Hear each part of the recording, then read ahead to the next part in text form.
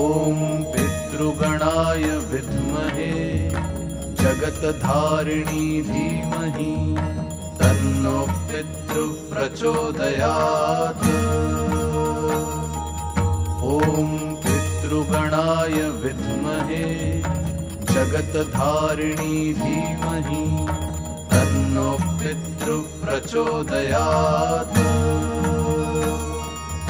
ॐ पितृगणाय विद्महे जगत्धारिणी धीमहि तन्नो பித்ருபக்ஷம் வந்து என்னென்னா இந்த 15 நாள் வந்து என்னென்னா நம்ம முன்னோர்கள் அதாவது ஆன்சிஸ்டர்ஸ்னு சொல்லுவாங்க, அவங்க பேரில் வந்து என்னென்னா நமக்கு யார் யார் அன்னதானம் பண்ணுறாங்களோ அவங்களுடைய முன்னோர்கள் ஆத்மசாத்திரம்னு சொல்லிட்டு நம்ம பிரார்த்தனை பண்ணுறோம். நம்ம சொல்கிற அப்படி திருப்பி சொல்லுங்கள்.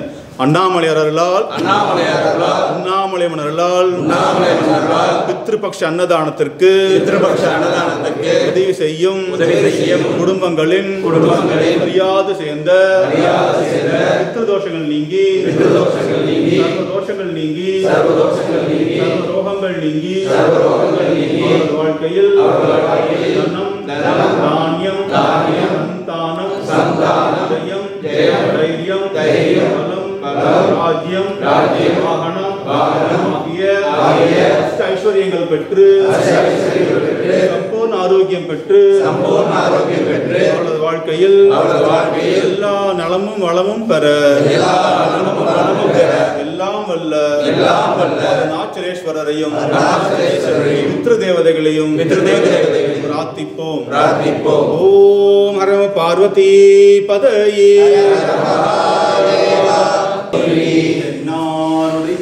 சிவனே போற்றி ஏகம்பத்துரை எந்தாய் போற்றி காவாய் கனக திரளே போற்றி கைலை மலையானே போற்றி போற்றி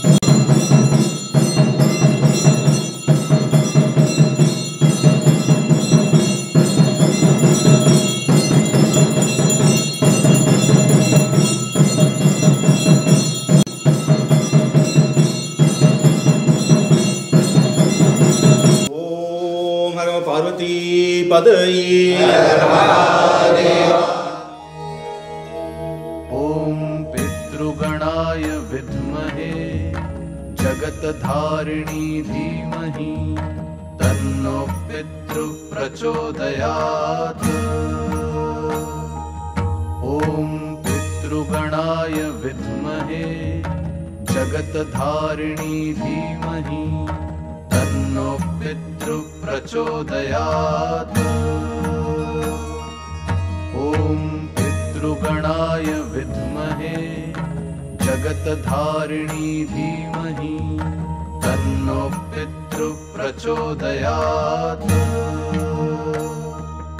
ॐ पितृगणाय विद्महे जगत्धारिणी धीमहि तन्नो पितृः प्रचोदयात्।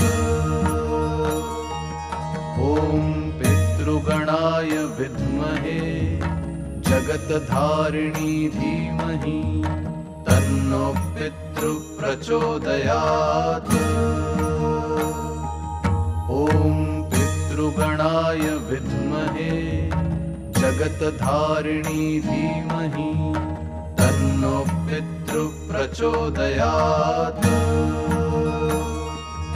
ॐ पितृगणाय विद्महे जगत्धारिणी धीमहि तन्नो पितृः प्रचोदयात्। ॐ पितृगणाय विद्महे जगत्धारिणी धीमहि तन्नो पितृः प्रचोदयात्। ॐ पितृगणाय विद्महे जगत्धारिणी धीमहि तन्नो पितृः प्रचोदयात्।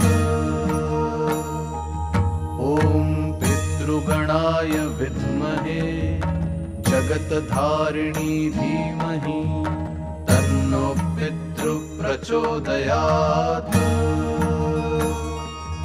ॐ पितृगणाय विद्महे जगत्धारिणी धीमहि तन्नो पितृः प्रचोदयात्।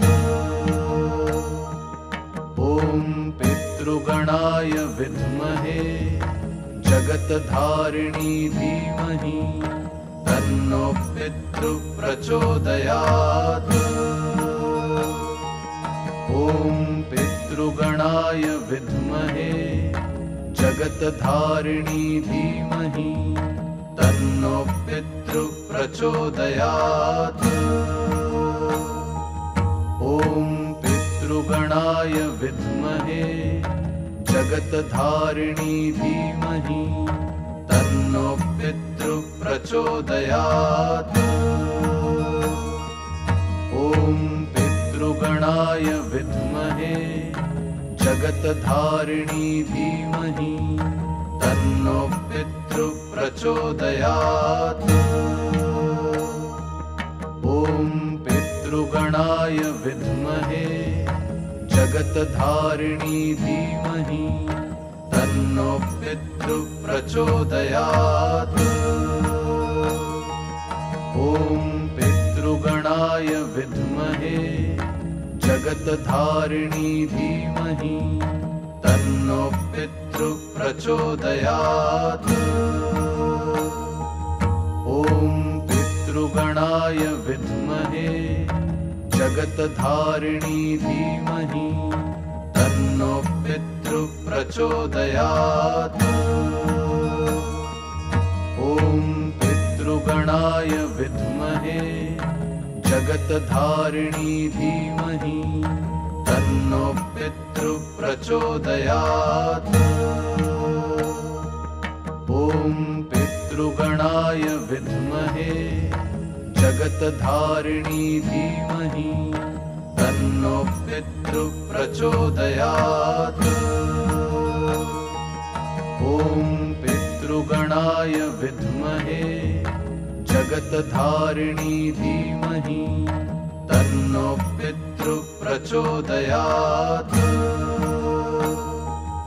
ॐ पितृगणाय विद्महे जगत्धारिणी धीमहि तन्नो पितृः प्रचोदयात्। ॐ पितृगणाय विद्महे जगत्धारिणी धीमहि तन्नो पितृः प्रचोदयात्। ॐ पितृगणाय विद्महे जगत्धारिणी धीमहि तन्नो पितृः प्रचोदयात्।